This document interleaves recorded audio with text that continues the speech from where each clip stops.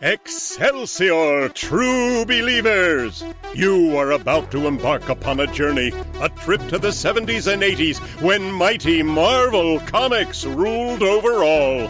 The Defenders, Doctor Strange, the Champions, Deathlock, the Submariner, the Incredible Hulk, Killraven, the Son of Satan, the Macabre Man-Thing, and all your other Bronze Age favorites every week appearing on Defenders Dialogue.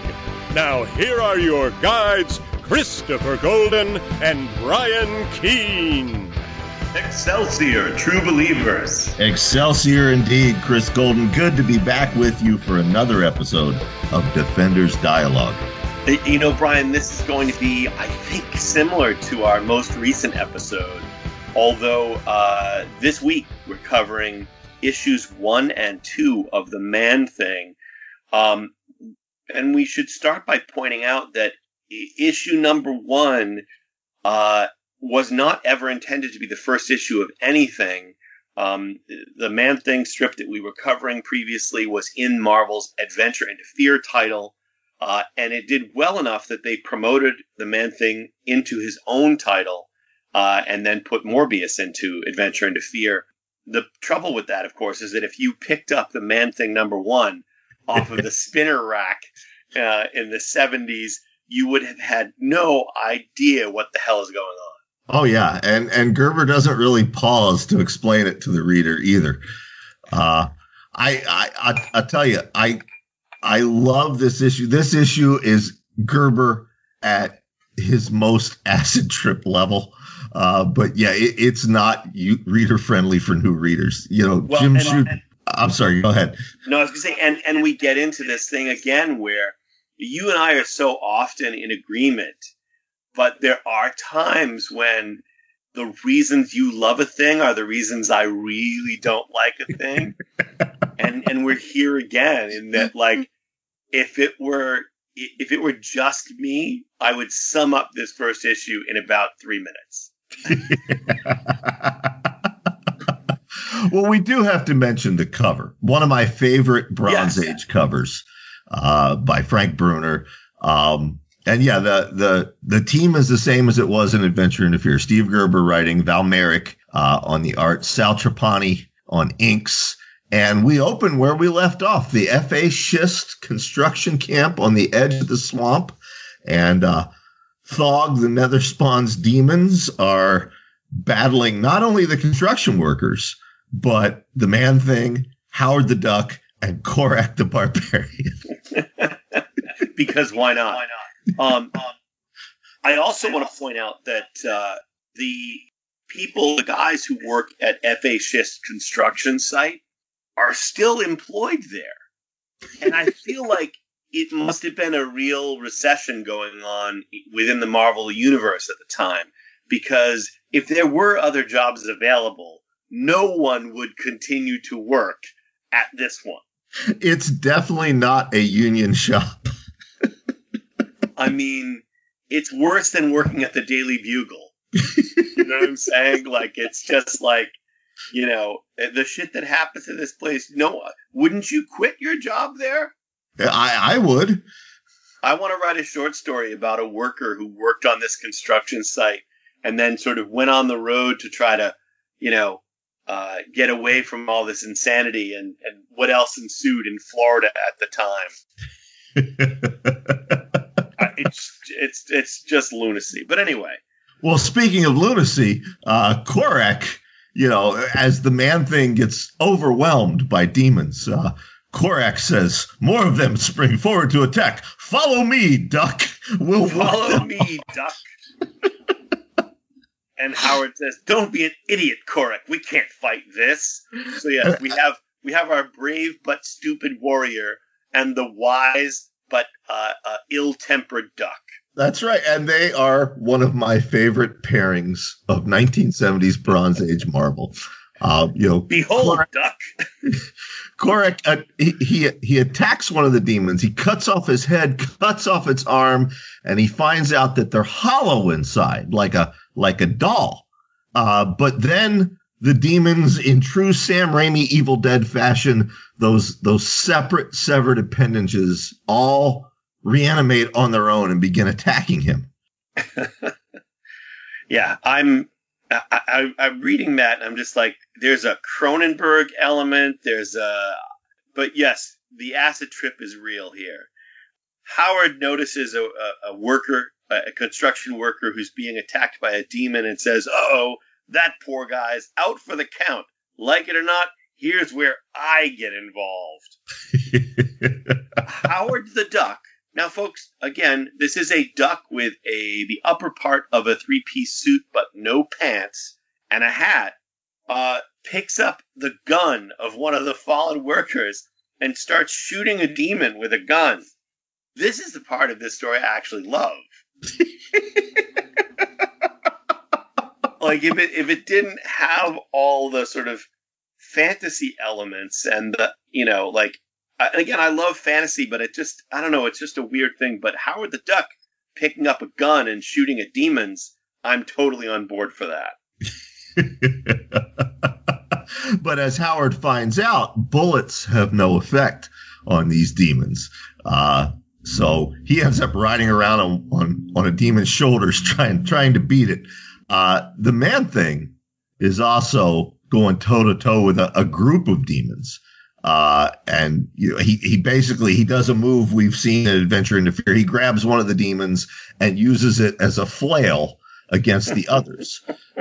When suddenly, in a burst of amber light, Kim appears. Yes, Kim the Enchanter appears in full Gandalfian regalia. I like the reaction of this one worker. It's human, but whose side is it on? But Kim then dismisses the demons, sort of makes them vanish. And then Kim says, "Howard, Korik, man object, come to me. We have a most urgent mission to perform." And again, all I could think while reading this is issue number 1 of a comic. Mm-hmm. I might have been like, "Oh, look at that cover of Man-Thing. That looks like a great horror comic. I haven't picked up Adventure to Fear, or maybe I didn't see it because it wasn't on my spinner rack. And I picked up Man-Thing number 1 based on that cover, and I started reading it, and I went, what the fuck is this?" Well, we've talked on this show before. Jim Shooter, who was editor-in-chief of Marvel in the 80s, he had a rule. Every issue of a Marvel comic should be somebody's first issue, meaning that, even if it's just 2 panels, there should be a summary so a new reader would understand everything that's going on. I suspect, given the animosity between Gerber and Shooter, that maybe this particular issue was what caused that edict. I don't know. Well, again, I can only think that this was never intended to be Man-Thing number 1, No. It was probably done already as Adventure into Fear. But, and anyway, what I like is that Kim is implying that there's something particularly unusual about these 3, about Korik, Man-Thing, and Howard. And Howard says, "Are you saying there's something unusual about each of us?" And I'm thinking, pardon me? Howard, you're surprised that he thinks there's something unusual about you 3? Anyway, Kim waves his hand and they go, sort of vanish off into the ether. Yep. And then my favorite moment in this issue, Brian, is the exchange between the 3 workers here. Yeah, they, Howard, as they teleport away, Howard's like, "This can't be real." And then the workers are like, "I think the duck's last words say it all." It couldn't have been real. And then the other guy says, "Then we're agreed. It just didn't happen, right?" And then they both go, "Right." We then transition. And yet neither of them quit their job. No. Well, because it didn't happen. We then transition to the Congress of Realities. Now, we saw a glimpse of this in previous episodes. It's where the warriors from across time and space were battling. we're told that men from virtually every plane of existence are brought together there by one common aspiration, godhood. And we see Jennifer Kale. She is tied to a stake, and we're told that the master of this place, who's known as the Overmaster, soon to be the Lord of all reality, is going to burn her at the stake. Yes, and note that other than sexy servant girls, Jennifer is the only female in present company. It's all men who are part of this group, and draw from that what you will. That's right. So the Overmaster, we should mention, he looks kind of like DC Comics Maxwell Lord. He's just this white businessman in a suit. Yeah, I feel like if you look at that panel of the gathering of the Congress of Realities, that's what it would look like if the comic skaters all came together in one place.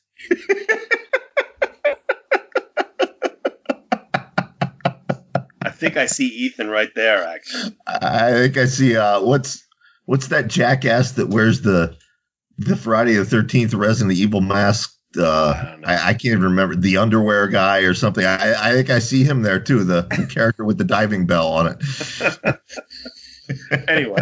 Anyway, as they're about to kill Jennifer, something crazy happens. Yes, and this is my second favorite moment in the whole comic. And again, like, for all of me not liking this whole it's a very busy story, you know what I mean? Yeah. I do love this moment that because, and it's explained a little bit later, Brian, but I think we can explain it right now, that essentially if you the way it's drawn, if you look at all the parallel realities in the multiverse, they're all like pieces in a Jenga tower, right? Right. Jenga pieces. But what's happened is that all of the sort of splintering of realities that's been happening because of this situation, the Jenga tower is just basically a pile of rubble now, right? Right. So that means that there are all these tears in the fabric between various realities. And in this moment, as they're about to kill Jennifer, Daredevil and the Black Widow, who co-starred in their own comic together around this time, come swinging through a tear in reality in time to, like, basically save Jennifer's life by accident, and then swing right out again through another tear in reality, and comment on it as they do so. Yeah, I love it. They're swinging around New York, and then they pass through a hole in space, accidentally save Jennifer's life as they pass through another hole in space back into New York City. But I would like to know that if in the pages of Daredevil and the Black Widow, did we see this moment from their perspective? I don't know. I know that Gerber did a run on Daredevil and the Black Widow. I don't know if it was around this time or not. Yeah.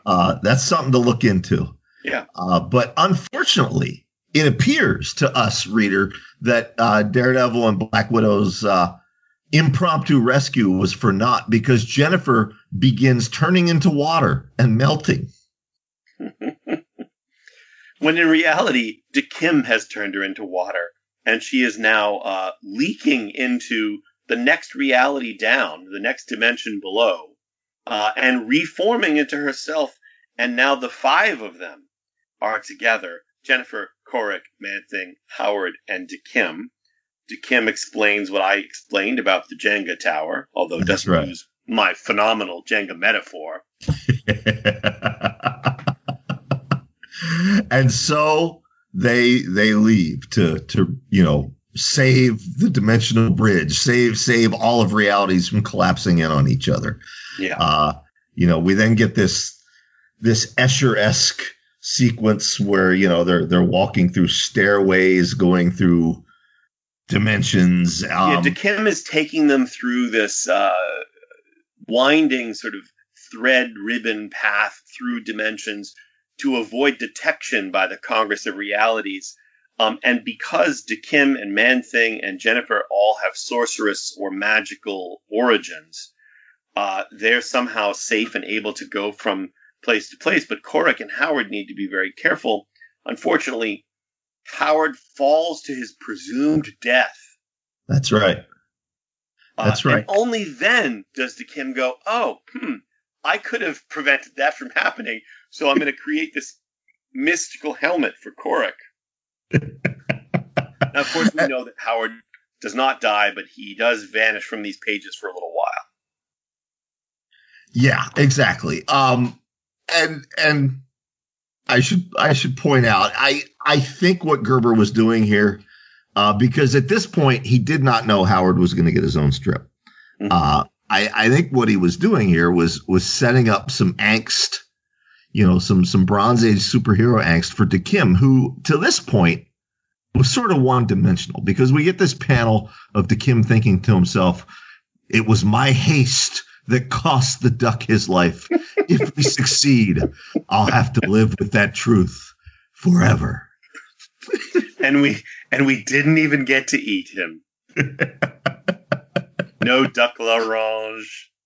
Sad for DeKim. No Howard l'orange. So this is where we get to the, I don't know. I know you love this stuff, but I'm just kind of like, go ahead. This is straight up Bronze Age Bizarro. They get to the cosmic axis, which is in fact a giant red arrow floating in time and space. And they have to write it. It's a tottering needle. And so, they're pushing on it, trying to write it.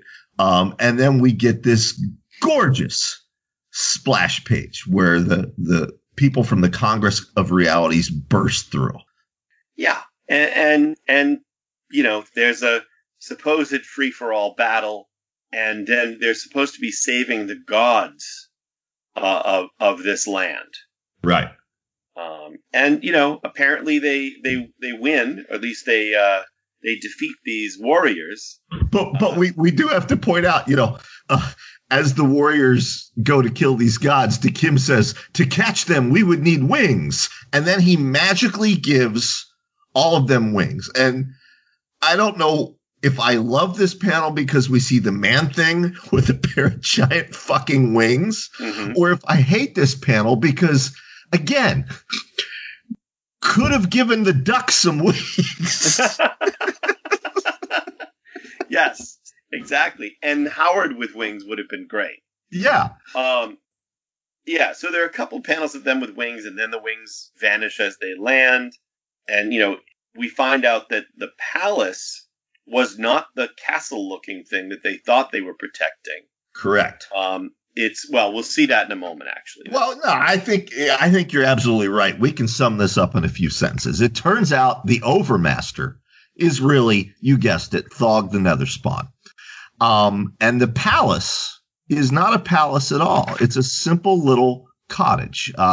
As the Man-Thing once again defeats Thog and everything goes back to normal. The Man-Thing smashes Thog with a car. Yes, we should point that out too. Yeah. It's a humble cottage surrounded by things of nature, things of peace. And we see this farmer couple and their two dogs. And Jennifer thinks that, this farmer couple are the gods. Yeah, but you're kidding. That ordinary peasant couple, they're the gods? The movers of the cosmos? And DeKim says, of course not. They're the caretakers. These are the gods. And he gestures to the dogs. Yes. The two dogs supposedly belonging to the peasant couple are actually the great gods of Theria, the movers of the cosmos. That's which right. Makes sense. And then the Man-Thing comes up and gives the doggo a little scratch. That's right. That's right. And when he's now buddies with the gods of Theria. Yep. And when he does that, everything returns to normal. Korak finds himself standing back home in his dimension. Wearing his new magical helmet. Yep. Jennifer and DeKim. Elmer Fudd, my spear and magic helmet. Spear and magic helmet. Jennifer and DeKim return to DeKim's castle in the sky, and the Man-Thing returns to the swamp. Yes. Which brings us to Man-Thing number 2, much more to my liking, much more in my wheelhouse. Gerber, Mayrick, and Sal Trapani again as the team. We begin with a guy named Richard Rory. That's right. Now, longtime listeners to Defenders Dialogue will remember Richard Rory from our coverage of the Defenders. He was a part of the Fool Killer appearances and the Omega the Unknown appearances. And there's another character who will debut later in this issue who also appeared during those. But yeah, Richard Rory is he's going to become one of the main supporting cast members of the Man-Thing book. Yeah. And interesting, this is his first appearance, I take it. Yeah, it is. Yep. And what's interesting to me is that we meet this character. Gerber was great with bringing in characters. He was great with all the lunacy. He was also great with bringing in characters who are just sort of losers. And Richard Rory is that guy here. He considers himself a loser. Gerber begins by saying there are winners and there are losers and there are losers. And Richard Rory thinks of himself this way. And to sum up, so that we don't have to cover it repeatedly during when we go over this issue, Richard Rory is a guy for whom things go wrong constantly. Exactly. He's the living embodiment of Murphy's Law in his experience, and he believes this about himself. Exactly. And Chris, I want to say before we get too much further, this was the second Man-Thing comic book I ever read. Little Brian. The first was Giant Size Man-Thing, issue 4, which we'll get to very soon on this show. But that same day, I read this next. I got them both at a yard sale, and I just, in rereading this as an adult and looking at these panels, I'm just overwhelmed with nostalgia. Well, go ahead. Lead us in. So, yeah, Richard Rory's sitting there, woe is me, thinking about it. And he's camped out in the swamp. His van is broke down. He's making himself a pot of coffee. And he's unaware that he's being watched by the Man-Thing's nemesis, Hank the alligator. He burns his hand on the coffee, throws the cup, strikes the alligator, and the alligator attacks. Yes, accidentally splashes the alligator with hot coffee. And the alligator attacks. We see Richard Rory on his back, fighting the alligator, trying to keep its jaws from closing, which of course no human could actually do. But they are observed by the creepiest MFer in the swamp, by the guy who's constantly stalking everybody and observing, just lurking around, like breathing heavily or something. Of course, by the Man-Thing.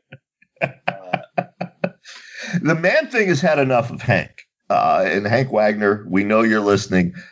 You should know that the Man-Thing throws you against a tree. And Gerber tells us, breaking its neck and back, spewing its cold blood over the soggy earth. Yes. But as we all know, Hank will be reborn again and again during our coverage of this series. That's right. But the alligator isn't the only thing bleeding. Richard Rory is also bleeding to death, and he begs the Man-Thing for help, and then he passes out. And when he wakes up, he doesn't see the Man-Thing. He sees Ruth Hart. And now, again, Ruth is a character, if you've been listening to the show a long time, she's been in the Defenders, again, during the Fool Killer and Omega episodes. She ends up palling around with Hellcat and Valkyrie and the Wasp. So, yeah, she has found Richard Rory. She tells him that he was wrapped up with some crude bandages made out of leaves. Right. Meaning that the Man-Thing has actually doctored Richard Rory. That's right. And then left him there to be discovered by Ruth at Richard Rory's campground, where by the way, he's stuck here, and the whole beginning of him referring to himself as a loser, is he got directions from a guy at a gas station, and the directions led him deep into the swamp where he promptly ran out of gas. That's right. So he's camping with his VW Bug because that's what you drove in those days. In 1973, heck yeah. And he has nothing. He's got no gas, so he's stuck there. But somehow Ruth is there to help him out. And Ruth, by the way, folks, is what we see in this series over and over again. Is we see bikers, we see hippies, and we see the workers from Schist's company. And it was 1973. Yep. So Ruth is one of those hippies. Right. And speaking of F.A. Schist, we transition hundreds of miles away in a skyscraper in Miami, where we meet F.A. Schist for the first time. He has some kind of board meeting going on, and he's talking about he basically recaps his venture into fear. He talks about all the encounters his crew has had with the Man-Thing. And we find out that the people he's talking to are the nation's top scientists, and he wants them to come up with a proposal to kill the Man-Thing. The scientists balk at this. They believe the creature should be captured and studied, all except one. And that scientist is Hargood Wickham, who all good Marvelites will know as Professor Slaughter, the guy who created the Slaughter Room. Do you remember that, Chris? I don't, but I think that Professor Slaughter is definitely one of those names that came from the 1970s character name generator, or it's like the little poetry magnets that you would put on your refrigerator and just mix up words. Yeah. Well, Professor Slaughter, one from column 1, one from column 2. Professor Slaughter. Here we go. He's a low rent Professor X. Professor X has the danger room. Professor Slaughter has the slaughter room. It's kind of like arcades. I forget what Arcade calls his world, but basically it's Murder World in a room. And he thinks that he can modify it. Murder World on a budget. Yeah. So we then go back to Ruth and Richard Rory in the swamp. The Man-Thing is lurking, spying on them. And as you said, Rory then, relates his life story. He's a loser. Things just happen to him. And the Man-Thing is even bored with this and wanders away. Yeah. And encounters a group of bikers, a biker gang. Wait, don't skip over that. Let's get to that. The Man-Thing really is the biggest creep in the swamp. He loves to do nothing but eavesdrop on people's conversations and all of that. This is what we see him doing almost every issue. And yet Richard Rory's whining has gotten to him to the point where he's just like, oh, fuck this. I'm going. And he wanders off. And encounters French and Darby. Yeah, they're members of the Skull Crushers, MC. The Skull Crushers. Yeah. There were 3 members of this bicycle gang and 2 of their girlfriends, I guess. And I have a bone to pick with this story later regarding the girlfriends, but I'll bring it back to that when we get there. Okay. So yeah, they attack the Man-Thing, and of course they figure out what we already know, that bullets and clubbing it don't do any good. And then their leader, Snake, who, spoiler warning, turns out is Ruth's boyfriend. Snake takes his chain, which he is so proud of. This is like his Mjolnir. It's like Thor with a hammer. He loves his chain, throws his chain at the Man-Thing, and the chain becomes embedded inside the Man-Thing's body. Yeah, which I like this. The chain is embedded in there. The Man-Thing burns Snake's hand, and then sort of shambles off with the chain embedded in him. And, his biker buddies help him back on his bike, and he says he's going to kill Ruth and Richard Rory. Right, exactly. Speaking of killing. Ruth, they say, has their money. That's right. Speaking of killing, back at the F.A. Schist site, F.A. Schist and Professor Slaughter show up, and they start rigging up in the tool shed, the same tool shed we've seen before. Yep. They're rigging up a new slaughter room, basically with electricity and lasers. They're going to kill the Man-Thing. There's 2 pages of exposition explaining this. I don't think we needed that much. No. Professor Slaughter creates some kind of device whose subsonic wave is going to irritate the Man-Thing enough that the Man-Thing will come here to destroy the source of the sound, and that's how they intend to lure him into this shack that has been set up to kill him. Right. We then find out that, Ruth is talking to Richard, and she says that Snake accused her of ripping off the MC's treasury, $1,000. She didn't steal it, but nobody believes her because Snake is president of the Skull Crushers. There you go. So, of course, the bikers show up, they attack, Snake jumps on Richard Rory, and Richard Rory has figured it out. He says, "She never had the money, Snake, and you know it. You stole it, didn't you?" And then blamed her. Coward. And then Snake's fellow bikers overhear this and confront him. But then Snake runs off.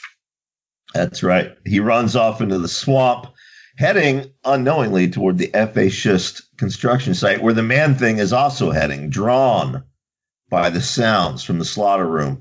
The pain inside of him, we're told, grows fiercer with each step closer, eating like acid at the fabric of his being. And then he gets into the trap, and boom, he's hit with these laser beams. They're flashes of a million microscopic suns. I do appreciate that Gerber refers to the substance of which the Man-Thing is made as the Man-Thing's malleable metaplasm. That's right.